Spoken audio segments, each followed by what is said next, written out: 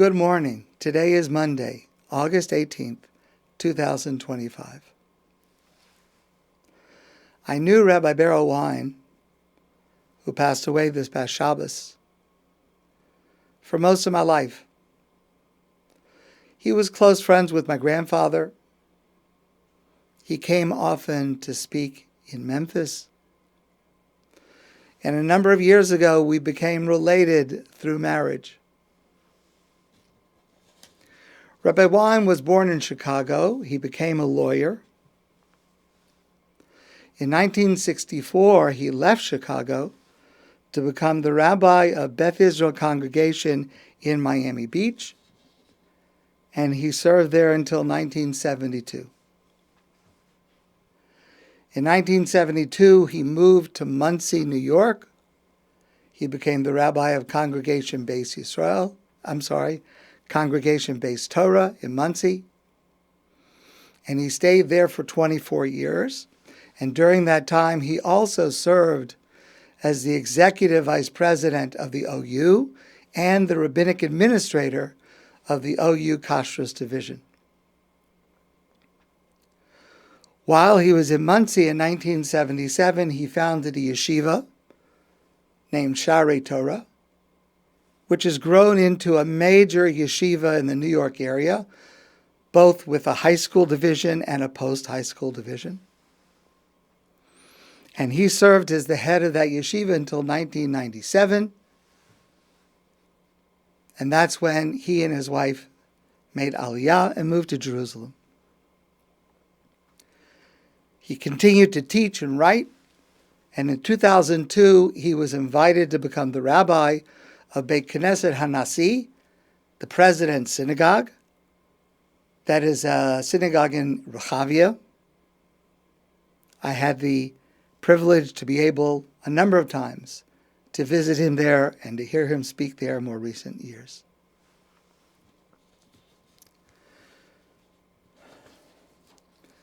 Rabbi Wein was a magnificent speaker, spellbinding, sought after all over the world. And he combined substantive Jewish lessons with humor, often self-directed humor, sometimes cynical humor, and always the perfect story to illustrate his point. He was masterful. In at least one area, he made a unique contribution to the Jewish world, and that is through his lectures on Jewish history. He is largely responsible for the interest in Jewish history, especially within the Orthodox world, that we find today. If you ever have a chance to listen to his lectures, I originally listened to them on cassette tapes. I'm sure they're in some other form now. And if you could start from the beginning and keep going, you will amass a tremendous amount of knowledge, and I urge you to do so. He had the ability to not only retell what happened, but also to draw out the lessons to learn from what happened. And he had the uncanny ability to select a vignette that managed to convey the essence of the era he was covering. As a pedagogue, he was a genius.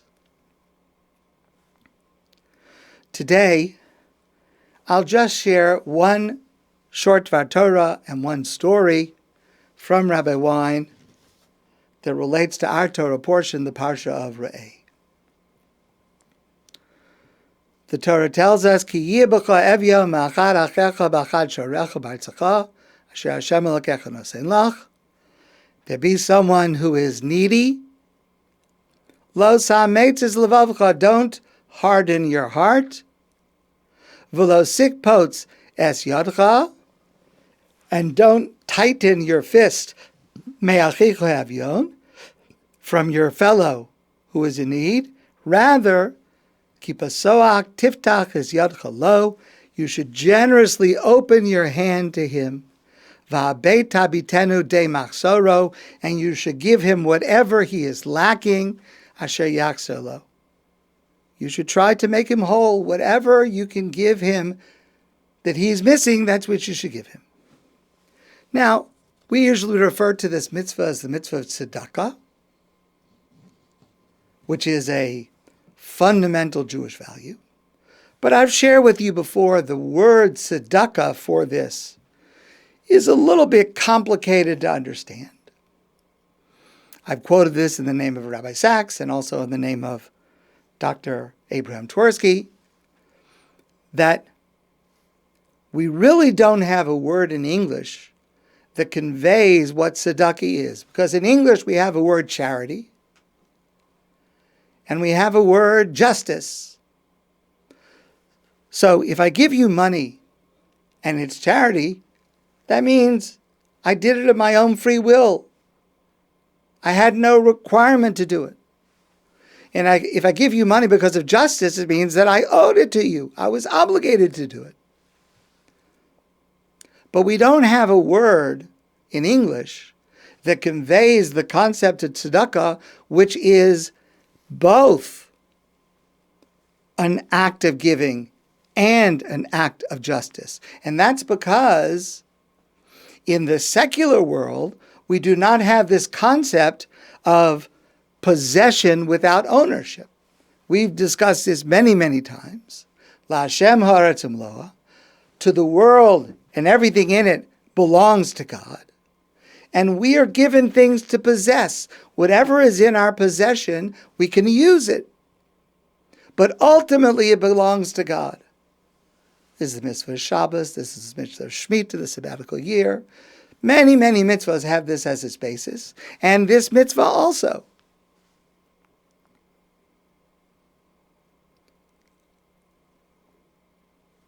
So if one person has more than they need, it's not that they're just giving out of the goodness of their heart to someone that has less.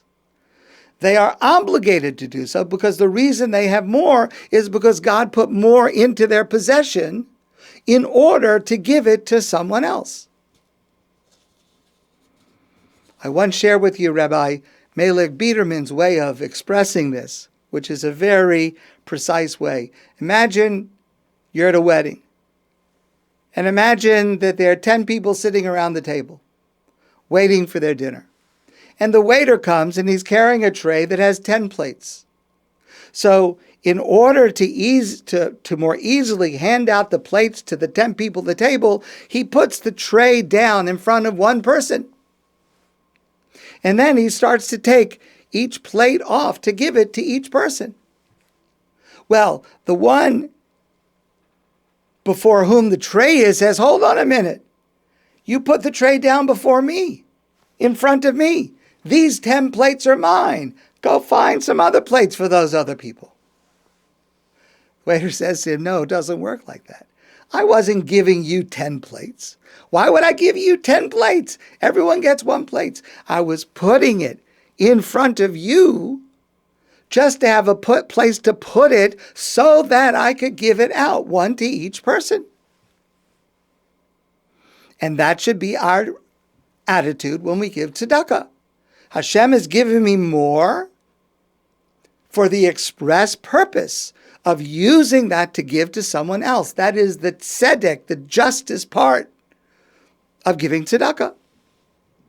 And with this attitude, we should never feel bad about giving tzedakah because it's not ours.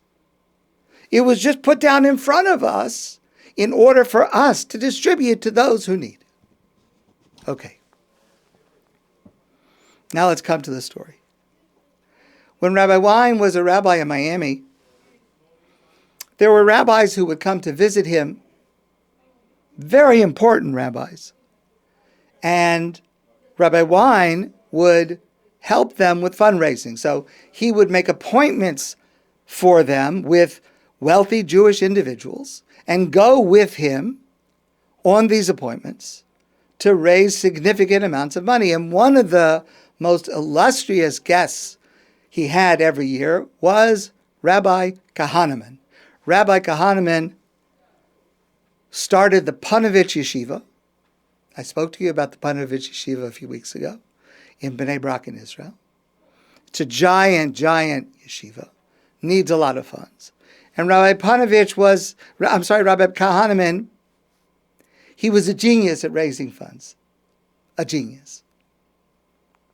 So Rabbi Wein had set up an appointment for Rabbi Kahaneman and he to go visit an executive, a very wealthy Jewish businessman. They had tried to make the appointment before, but he canceled. They rescheduled, he canceled, and Rabbi Wein is really hoping that they're going to be able to meet this man, and Rabbi Kahaneman will get a generous donation. So they were determined not to be late, so they left home early. However, they got stuck in a traffic jam, and they were rushing, and they got to the parking lot of the man's building 2 minutes before 3. The appointment was at 3, and they were told in advance, you get 10 minutes. So 2 minutes to 3, they go into the parking lot, but there are no spaces. There are no empty parking spaces. So Rabbi Kahaneman says to Rabbi Weiss, pull in here. Here's a space. And Rabbi Weiss sees the space, and it says, reserved for the president. So Rabbi Weiss says, we can't park there. We're going in to ask him for a favor, for a donation. You know how upset he's going to be if you take his parking space, his reserved parking space? Rabbi Kahaneman says, park there. I'm telling you, it's going to be okay. Okay? They pulled in. The two of them hurried upstairs. They got to the secretary. The secretary reminded them they have 10 minutes, and they ushered him in. And this man is sitting at a very large desk in a very large office, and he gets up to greet them, Rabbi Wein, Rabbi Kahaneman. It's a pleasure to have you here. Please sit down. So Rabbi Kahaneman starts in with his spiel. And again, he was a genius. The stories he told, the emotions he brought forth, he could raise money from anybody. And this president is listening to him very, very carefully. And it looks like he's going to get a very, very generous donation when all of a sudden, a young man barged into the room. An assistant barged into the room. And he was red in the face. And he said to the president, Mr. President, these rabbis, they took your parking space. A chutzpah. They took your parking space. Rabbi Wein wanted to sink under the floor because he had warned him that this would happen. But Rabbi Kahaneman said to the president, please let me explain. We stopped and called your office 15 minutes before the appointment in order to confirm your secretary told us you were already there. We told her we'd be on time. When we got to the parking lot and no car was parked in your parking spot, it was obvious that you did not need it because you were already there. Now, the assistant on the side says, but it says reserved. You can't go into a parking space if it says reserved. And Rav Kahaneman said, despite what the sign may say, it was our spot for the taking, because in this world, God gives us many things, but he does not give us things to keep. A house is bought and sold. Money is transferred from person to person. What we have is only ours during the time that's in our hands. And for that period of time, God gives us the obligation to do what is right with it. And therefore, reserve does not exist. Because if you are not using something properly, then God may just give it to someone else who will use it in the proper fashion. Well, the assistant was not impressed with this answer.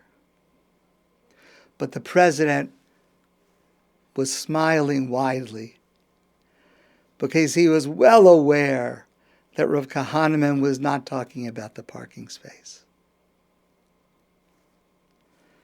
And Rabbi Kahneman left with Rabbi Wein with a very generous donation. Rabbi Berel Wein, may his memory be a blessing to all of us. My friends, I wish you a great day, and I look forward to seeing you soon in person.